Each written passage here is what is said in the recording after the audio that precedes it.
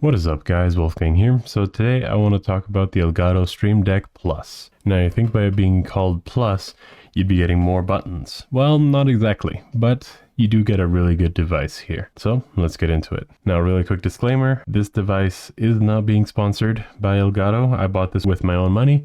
I've been using it for about 6 months now and I wanted to give my thoughts on it. So let's get into it. Like I said in my Elgato Wave video, I was going to make the next video about this, which is impressively what I use more than the mic setup itself, as I use this not only recording but as well in my personal life. Now I really enjoy this thing's design as it goes for the Elgato Stream Deck design. So it's very similar to all their products with the buttons and screens and knobs. Everything is very similar, although the knobs are a new addition, but they're definitely Elgato-like. So that means very high quality and they feel great. Now the other thing I love about their design is that it's just a very dark gray, and that's about it for colors. You can customize it if you want.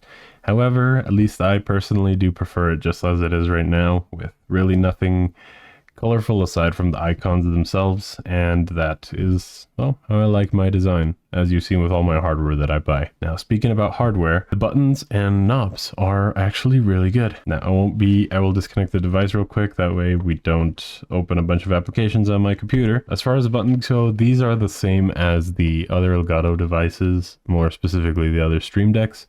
They're kind of mushy buttons, but you don't really need more than that. If you want more clicky buttons, I don't know, there may be another device that has that, but the truth is I enjoy these buttons being as they are, as you really have to firmly press on them, which at least you have to have a certain amount of conviction that, okay, I want to open this application. Now, is it the best design? Maybe not. I can't say that I wouldn't enjoy clicky. This is definitely enough and it works great. The screens inside of the buttons work amazingly well. I usually use it around 30% brightness, but you can increase that or decrease that as much as you want. Lastly, the knobs. As I said, these feel amazing. They're pretty quiet. Now I do have a noise remover, so you might not even hear this.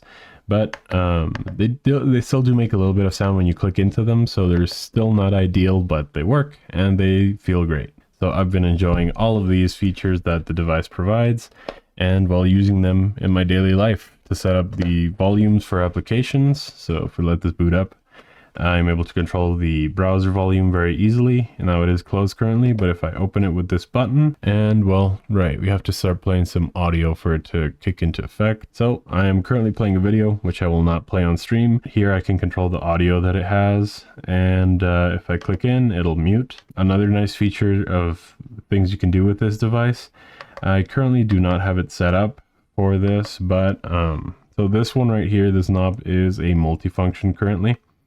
So if I click into it, it'll change from volume over to the player. Now, if I scroll right, it'll go to the next video. If I do the other way, counterclockwise, it'll go to the previous video.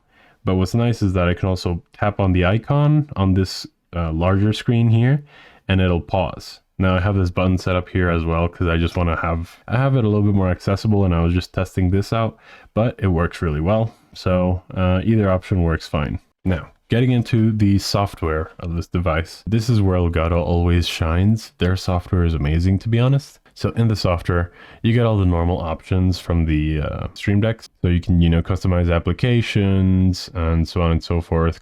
Change the icon if you want. Some applications don't apply the icon by themselves. So for example, Discord, WhatsApp, Google Podcasts, and YouTube Music, I did have to download the icons separately and do some weird trickery to get the applications to launch, specifically Discord, because it works very weirdly. But once you get those working, they're great. And I don't blame Elgato for this, by the way, for the weirdness of the applications. Once again, with the knobs, you also get the same flexibility. You do get a couple more options of what to control with the knobs. So you can control volumes inside of OBS. You can control volumes inside of the Wave XLR application, the brightness of the device, and you can also control lights if you have Elgato lights, and or extensions for other things. Now I just wanted to quickly show you about the brightness itself. I'm not sure how good it's going to be able to be seen on the screen or by through the camera, But yeah, I normally keep it around 30%, which is great for daytime and night. One nice thing is that in the normal Stream Deck, you had to set up a button to go to the next page. In this one, you can scroll through the screen, as you may have seen me do a couple of times. You just slide your finger and it'll move you to the next page. And yeah, that way you get to access all of these a bit easier. Look for what you're looking for. And so I have a couple of pages set up here, just 4 for now. I'm planning on doing a little bit more testing later on, but as of right now, this is what I use. There's also some extensions to do simple Windows stuff. So the 2 on the top right are for magnifier. I rarely use them, but when I do, I appreciate being able to click a button and that's it. Same thing with the timer and the stopwatch. I believe the stopwatch is third party, sorry. I have a Alt F4 button here just in case, I don't know. But that's what I enjoy about this device. You get to play around with it, get to see what you like with it, what you don't like. One nice thing about buying this device is that if you do buy it, you also get access to their Wave XLR audio application. I did not expect for it to be included with this device. However, I still would have bought everything I bought as I did.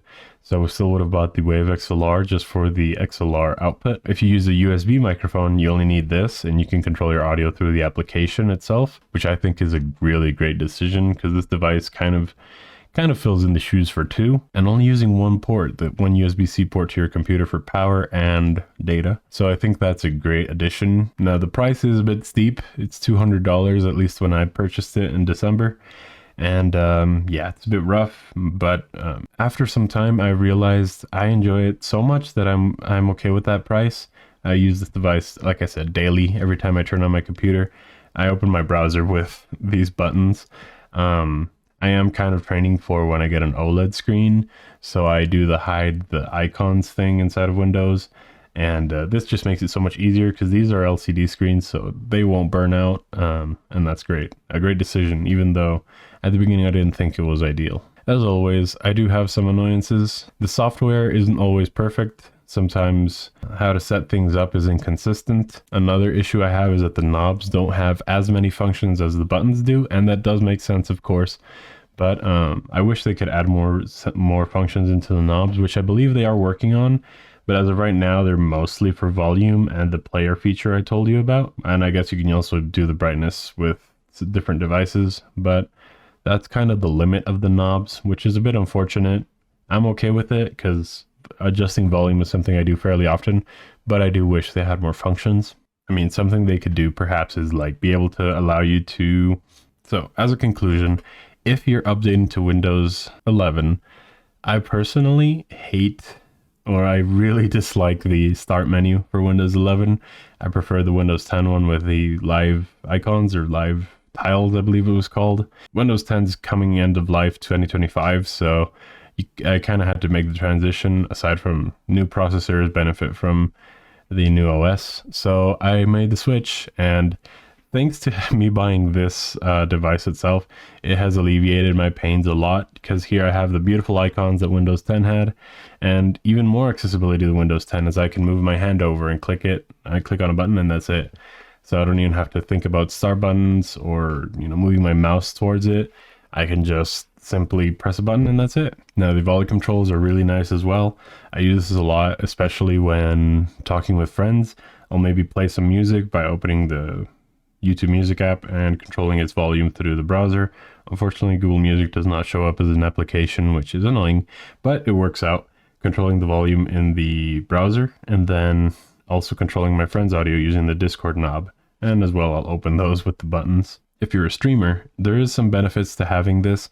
You can play audio samples as well as controlling your stream itself, you know, volume levels, audio, color, lights and colors, for example. And yeah, there's a lot of flexibility here. It gives you a lot of control. For example, here you can see I am currently recording. This controls the OBS recording, as well as, oh, what was this called? It's, you know, when it records the last 45 seconds and only saves it when you click on save. It has that feature inside of OBS. You can control that with these 4 buttons, recording and that stuff.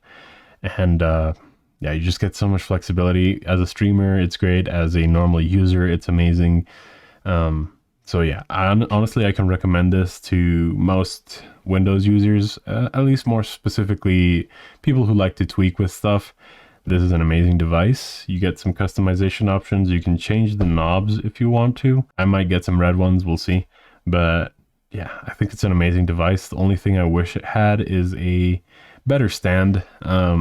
It's not the best. I mean, it works for most cases, but depending on your setup, you might want to wall mount or mount it to an arm perhaps. And the only 2 screws are here at the bottom.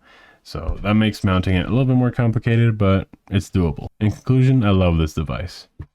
Thank you very much for watching, guys. If you enjoyed the video, hit the like button and the sub button, as well as the bell icon. But yeah, thank you very much for watching, guys. Have a great day.